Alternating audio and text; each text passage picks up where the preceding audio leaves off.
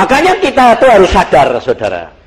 Selama kita masih pakai pikiran, kita gampang sekali sakit hati. Kita gampang sekali tidak mengerti.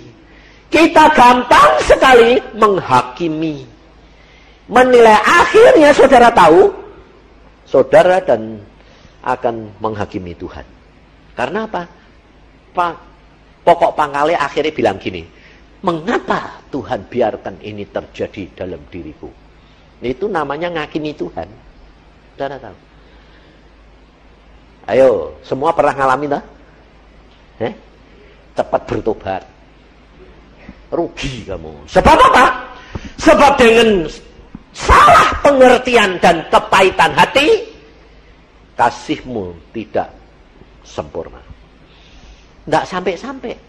Dan kalau saudara tidak sampai, saudara harus bayar di dalam dunia. Makanya banyak orang Kristen baik, tapi kerap kali malah sakit-sakitan, tidak mati-mati loh. Kenapa? Sebab ada sakit hati ini yang dia sendiri tidak tahu, saudara. Tidak boleh. Nah, bagaimana caranya? Saya sendiri alami, saudara. Pada waktu tahun 80 saya doa puasa, mau pelayanan, dia panggil Tuhan jadi hamba Tuhan. Saya doa puasa 3 bulan, makan cuma sekali. Satu saat setelah 2 bulan, Tuhan berkata, Yusa, ya Tuhan, kamu ternyata itu punya sakit hati. Kenapa? Kamu punya kaki eksem itu 20 tahun tidak sembuh-sembuh. Loh, aneh toh.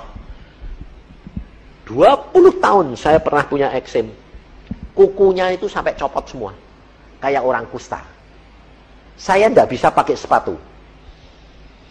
Keringetan sedikit, gatalnya luar biasa, harus sampai kupis kulit yang lunyam, baru berhenti gatalnya. 20 tahun. Tapi Tuhan bilang, karena kamu sakit hati, saya cariin berhari-hari tidak ketemu, saudara. Saya bilang, mana Tuhan? Tidak ada. Tidak punya sakit hati aku.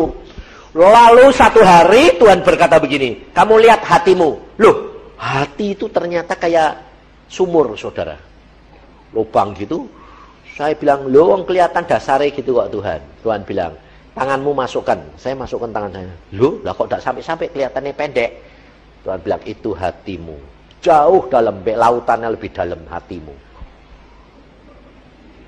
Lalu Tuhan bawa mata saya terus masuk.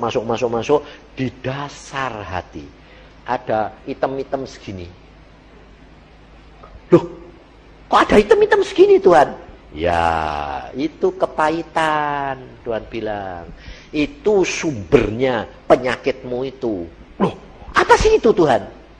Lalu dibuka, dalamnya apa? Sakit hati terhadap tamannya pada waktu umur 10 tahun. Bayangin. Pada waktu aku dipanggil itu umur 45. Tersimpan berapa tahun? 35 tahun. Kamu tahu? Lalu Tuhan dibawa balik saya umur 10. Kamu sakit hati sama ommu, sama tantemu, karena kamu miskin, ommu kaya, lalu kamu ngambil ayam jago yang masuk rumah dia. Lalu kamu diusir, kamu nangis, sakit hatimu. Ingat? Ya, itu ternyata kamu belum pernah bertobat. Dan sejak itu, kalau kamu ketemu tante dan ommu, timbul hati yang dendam. Yang tidak mau mengerti dia. Rasanya selalu kamu dihina, diejek.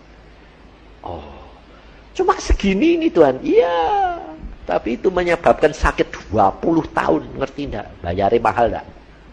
Lumayan aku. Belum mati sudah ditujui. Itu deh aku enggak bertobat. Mau mati bisa enggak? Enggak bisa, sebab dosa itu yang menjadi penghalang kita masuk surga, saudara. Terutama anak-anak muda ini, perhatikan. Semua anak-anak muda pasti pernah sakit hati. Betul? Itu jangan disimpan, buang. Nah, caranya membuang bagaimana? Caranya duduk diem, minta Roh Kudus mengingatkan. Kalau kamu diingatkan satu, kamu disakiti hati gini, lebih-lebih perempuan sama laki dulu pacaran atau bagaimana, diapain, wah sakit hatinya nempel terus. Itu diingatkan, lalu diambil, diomongkan, lalu buang dalam nama Tuhan Yesus. Kerat. Nah, lalu kalau kamu sudah kerat, kamu sudah buang, nanti kadang-kadang timbul lagi enggak? Timbul, karena masih ada akarnya. Timbul potong. Lama-lama baru habis mati. Saudara. Jadi tidak bisa, Pak, aku butuh kelepasan. Dalam nama Yesus, lepas. Kok enak. Wong akare di dalam, dalam kok. Selama saudara hidup, muncul lagi, saudara. Nah, makanya yang muda-muda itu jangan kamu biarkan. Sebab apa? Itu nanti tumbuhnya penyakit. Itu setelah kamu dewasa. Nah, kemudian yang nikah. Nah, nikah itu pasti sakit hati. Kalau tidak suami terhadap istri, istri terhadap suami. Tapi banyak mana loh? Banyak mana? Banyak istri atau banyak suami yang sakit hati? Istri.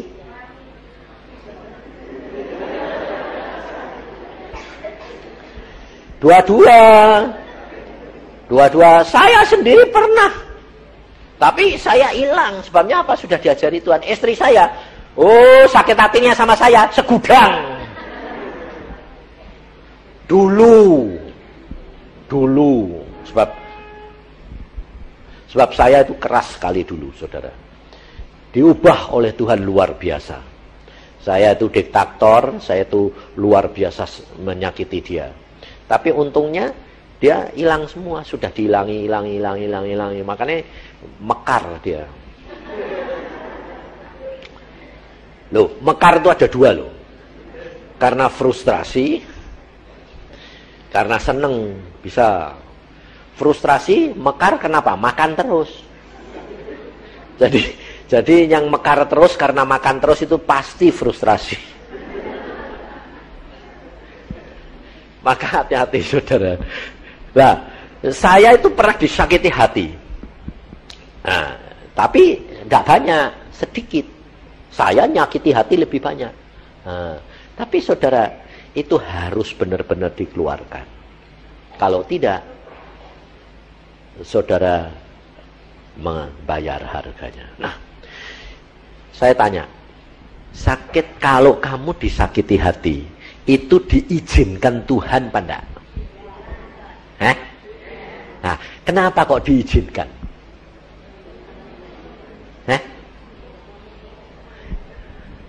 Untuk membentuk kamu.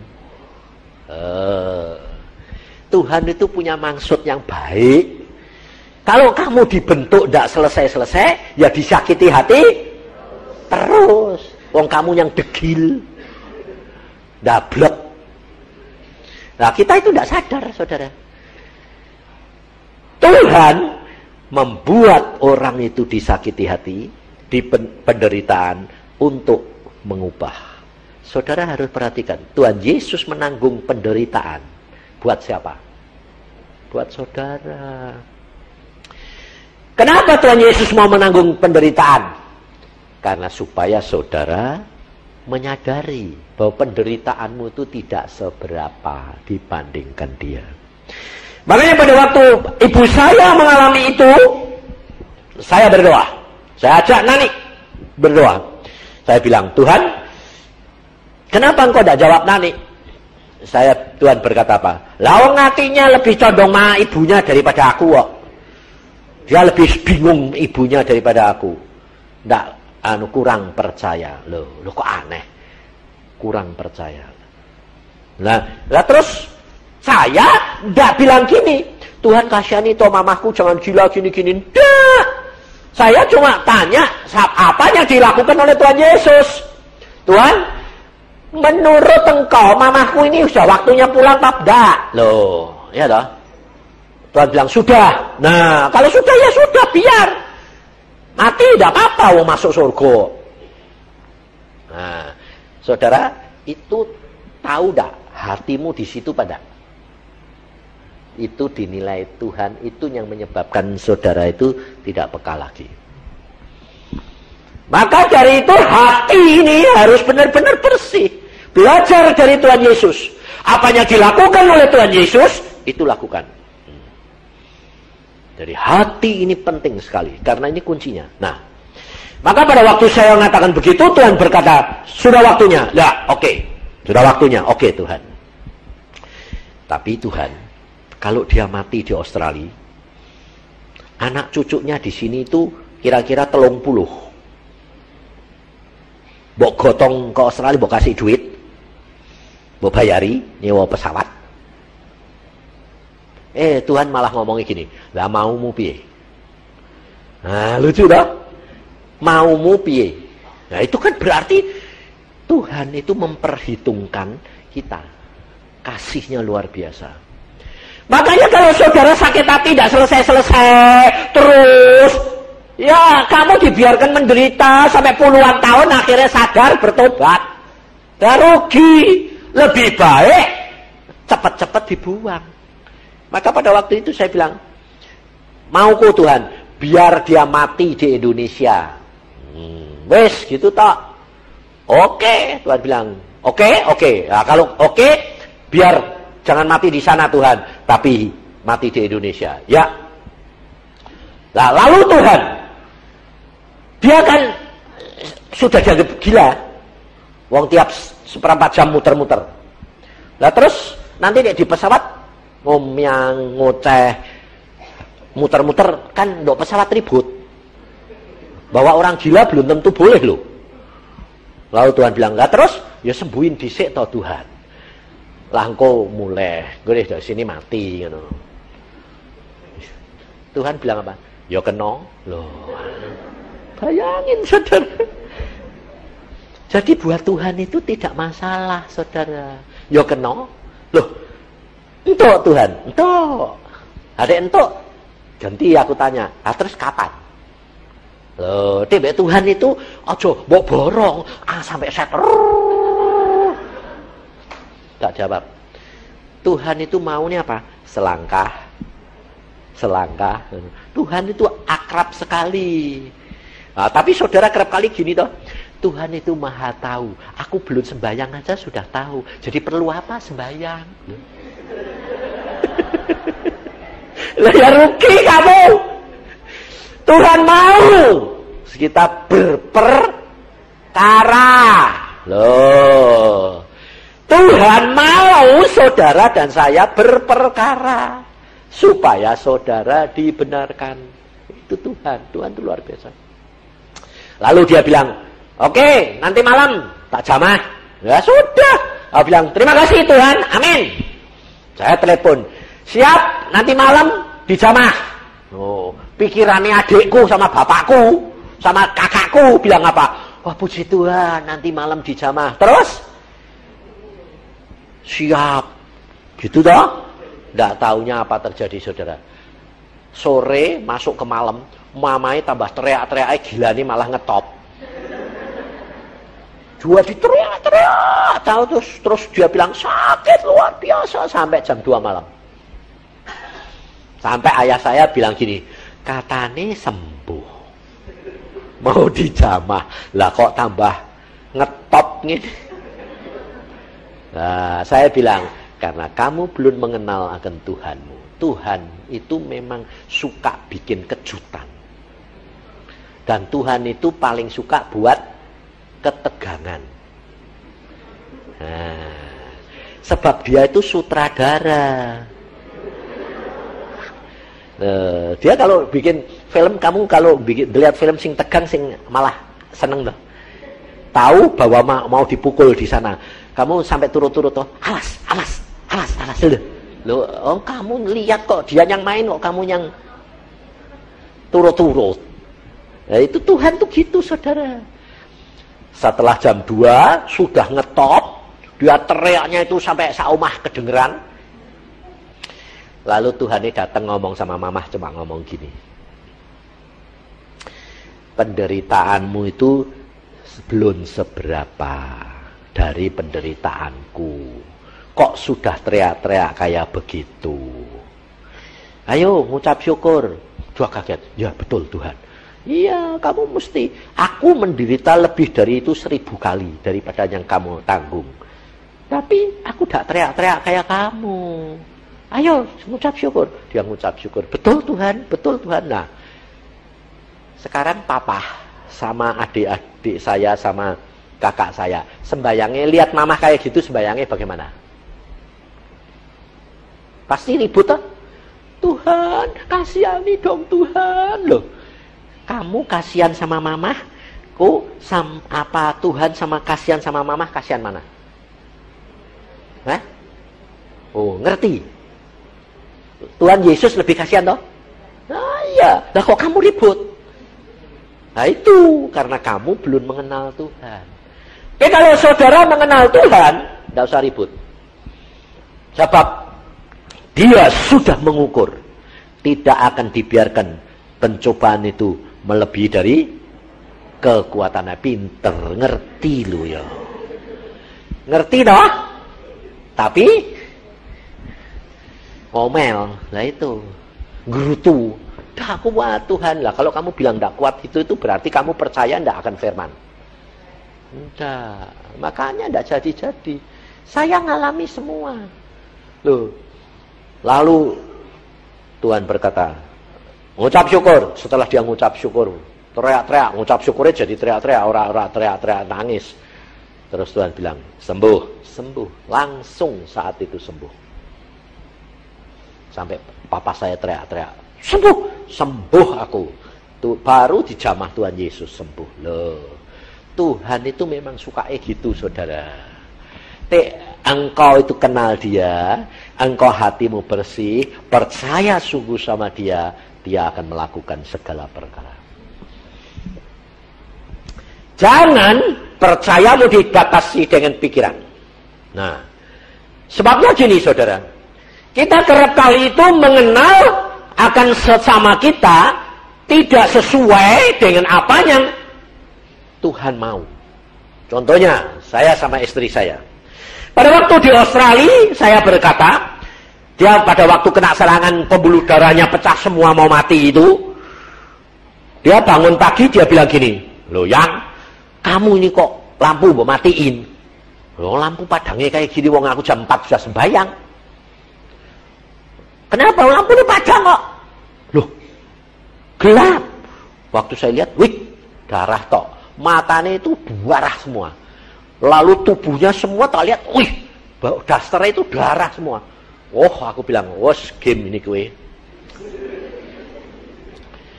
Loh, saya ngomongnya gini, saya saksikan dia tanya itu orangnya ya begitu, apa adanya. Saya memang orangnya bloko, tidak bisa tedeng aling-aling. Wes tutup mata, aku bilang, kenapa? Pembuluh darahmu seluruh tubuh pecah dan matamu tidak bisa lihat tuh karena ketutupan darah. Nah terus, ya wes, sebentar lagi kue meh game iki. Dan beres-beres saya bilang. Loh, saya ngomongnya gitu. Coba saudara, kalau itu istri-istri sedang ngalami kayak istri saya, suaminya ngomong gitu dan hatinya masih ada kepahitan, kira-kira dia tambah amin atau tambah jengkel? Tambah jengkel dah? Tambah jengkel, tambah langsung mati dah. Mati, masuk neraka. Karena kaget, untung istri saya itu sudah kenal saya. Lah terus apa yang saya lakukan? Lalu saya bilang, beres-beres. Minta ampun. Jadi dia mati masuk surga. Saya bilang gitu saudara. Terus saya mikir, ini mikir. Jadi masih mikir saya. Piye iki dia mati iki? Repot iki. Terus jam 8 saya telepon Garuda. Karena teman saya penguasanya Garuda di Australia. Pak, ngirim mayat angel susah apa gampang? istriku ini antara mati hidup. Jadi aku mesti siap-siap. Bayangin, di depan dia loh saya telepon. Kira-kira kalau istri ini masih sakit hati tidak? Burung mati wis disiapno peti mati. Ditanya ke kargo meneh. Dia bilang, kalau mati, wah repot Pak, kalau mati di Australia. Loh, repotnya apa? Harus diatopsi, harus diperiksa, matinya dibunuh atau matinya penyakit atau apa. Dikarantina. Waduh, kok susah kayak gitu. Wis gitu biayanya mahal 4.000 Australia dolar. Wah, belum dokternya, belum peti matine. Waduh, kok larang. Nah, setelah itu baru saya ini lapor Tuhan. Tuhan, kira bojoku mati repot loh Tuhan. Keadaannya gini, tak lapor ke semua saudara. Jangan lalu gini, Tuhan Engkau maha tahu. Amin. Loh, ya, Tuhan sih memang maha tahu, tapi Tuhan itu mau saudara itu akrab dengan dia. Loh, ngerti enggak? Jadi pada waktu itu saya tanya gitu, lalu Tuhan bilang, mau apa? Loh gitu. Padahal dia sudah cerita sama saya. Loh yang betul yang aku ini sudah terbang balik lagi. Loh itu malaikat-malaikat wis do teko. Kok enak ya? Ayo wis ngucap syukur. Aku tak urusan be Tuhan sik aku. Jadi dia keadaannya cerita gitu, aku urusan sama Tuhan. Loh itu loh saudara. Saya kemukakan. Lalu Tuhan bilang, maumu apa? Aku cuma minta satu hal Tuhan. Apa? Mau menyelesaikan tugasku di Australia. Supaya aku menggenapkan rencanamu dalam hidupku. Saya baru tahu apa yang saya doakan begitu. Itu berharga di hadapan Tuhan. Mengapa? Tuhan Yesus sendiri berkata di dalam kitab Yohanes. Aku memuliakan Engkau Bapa dengan menyelesaikan pekerjaanku di dalam dunia ini. Saudara tahu?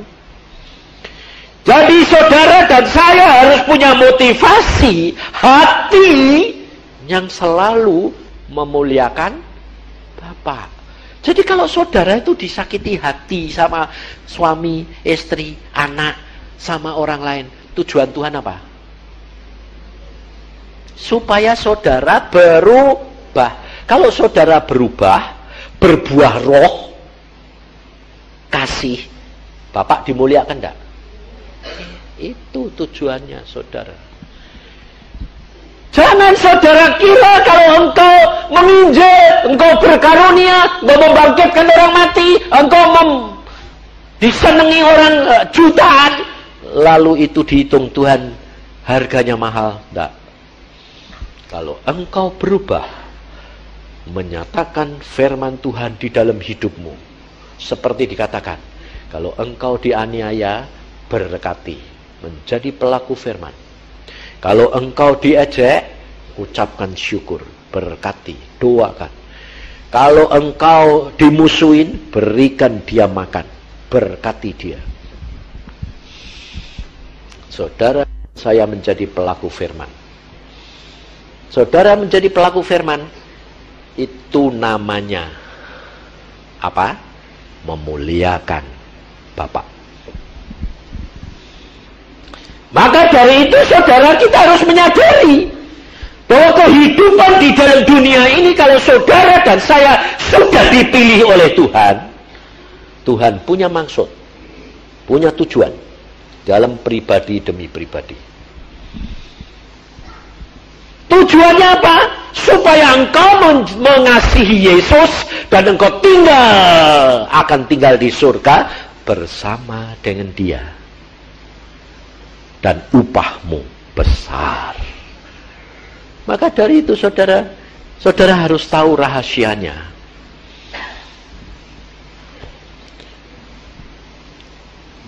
Saya dulunya tidak tahu kalau sakit hati itu baik. Disakiti itu karena Tuhan punya maksud. Pada waktu saya dipanggil Tuhan umur tahun 80, lalu Tuhan bilang, kamu tinggal di rumah. Ya, tinggal di rumah.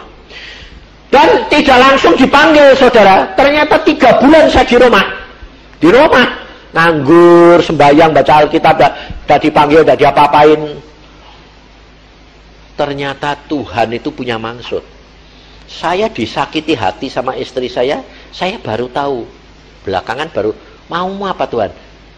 Karena kalau dia tidak nyakiti kamu, dia nanti tidak bisa kamu tinggalkan. Oh, ngerti loh saudara. Bayangin, waktu nganggur, dia masak di dapur. Saya tanya gini, kamu kok sibuk-sibuk siang? Jawabannya itu di luar pikiran saya. Jawabannya gini, aku sibuk-sibuk lumayan timbang kowe pengangguran. Wah, aku kaget. Itu kayak pisau nunjem dah jantung, maknyes. Bayangin saudara, wah aku sampai kaget. Loh, istriku ini lembut gitu, tek wis nusuk kok mak peles sampai tutup. Aku bilang, loh Tuhan bilang, jangan sakit hati. Sebab dengan begitu, dia nanti lusa, aku sudah bawa kamu pergi. Dan kalau dia keluar dari omongannya sendiri, dia tidak bisa nuntut kalau aku pergi. Karena dipanggil Tuhan. Ya dah?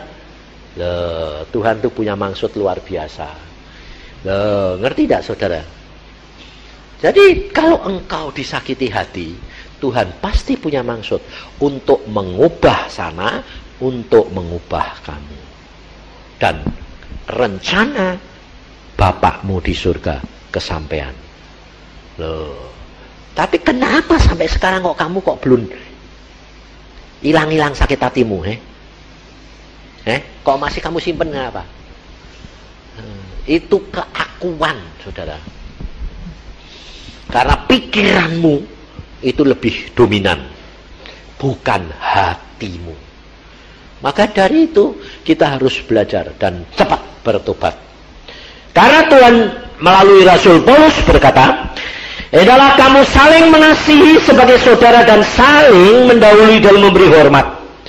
Janganlah hendaknya kerajinanmu kendor. Lah, kalau sakit hati jadi kendor enggak? Jadi kendor. Ya toh? Pelayanan sakit hati kendor. Ya. Itu kenyataan, saudara. Dan biarlah rohmu menyala-nyala dan layanilah Tuhan. Jadi bersukacitalah dalam pengharapan. Bahwa saudara tahu harapan saudara untuk memuliakan Bapa supaya kamu upahmu besar di surga. Saudara tahu? Makanya di surga itu nanti banyak perempuan-perempuan daripada laki. Karena sebetulnya perempuan-perempuan itu paling banyak disakiti hati. Tapi kalau dia mengerti dan bertobat, kedudukannya tinggi. Sebetulnya saudara itu harus enak seperti Tuhan Yesus. Harus bisa mengosongkan diri, tidak menuntut hak sebagai anak Allah, sebagai orang yang sudah diselamatkan, tetapi menerima, rela, karena Allah punya rencana dalam hidup saudara dan saya. Sehingga Tuhan dimuliakan. Nah, Tuhan nanti yang menjadi pembela saudara. Sehingga kemuliaan Bapa dinyatakan dalam hidup saudara dan saya. Hidup dengan Tuhan itu luar biasa, saudara. Maka dari itu, kuncinya saudara itu harus rela, ngomong, mau, tapi belum mampu. Jadi ngaku sama Tuhan bahwa saudara dan saya rela, mau,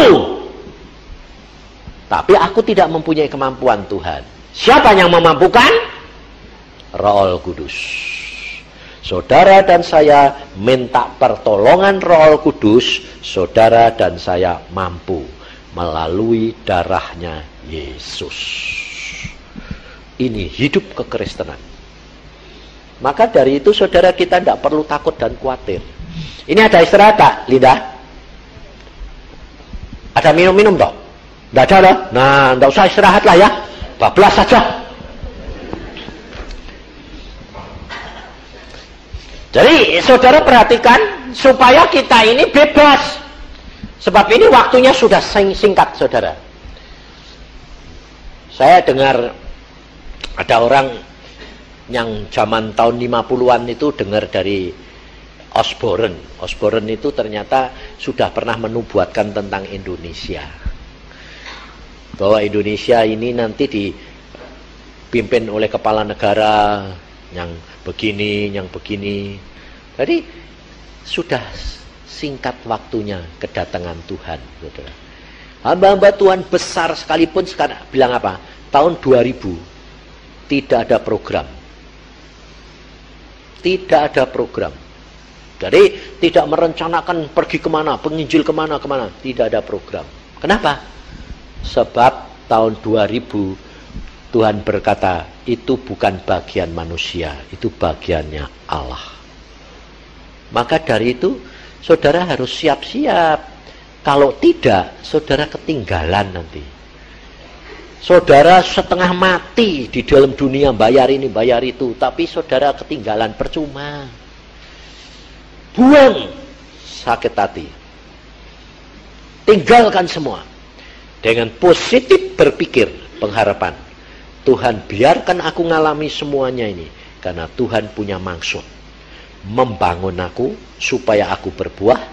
Membangun orang yang menyakiti hati. Supaya dia sadar dan bertobat. Dan kemuliaan Bapa dinyatakan dalam hidup saudara dan saya. Sebab tidak ada kemuliaan tanpa penderitaan. Yesus tidak akan dimuliakan kalau Yesus tidak mau disakiti.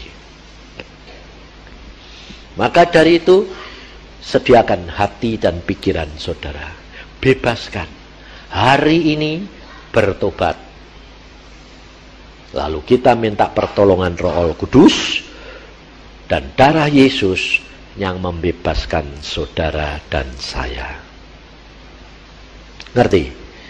Sebab yang menyakitkan hati itu gampang, saudara. Gampang sekali sakit hati itu terjadi. Karena apa? Karena pengetahuan kita. Kita gengsi. Karena kita tidak menyadari bahwa Tuhan punya rencana. Makanya saudara, saya itu waktu ketemu Tuhan di dalam pengasingan, Tuhan berkata apa? Yang pertama, Yusa, kamu harus sadar bahwa kamu ini bodoh. Padahal saudara kalau dikasih tahu, dikatain bodoh, sakit hati tidak?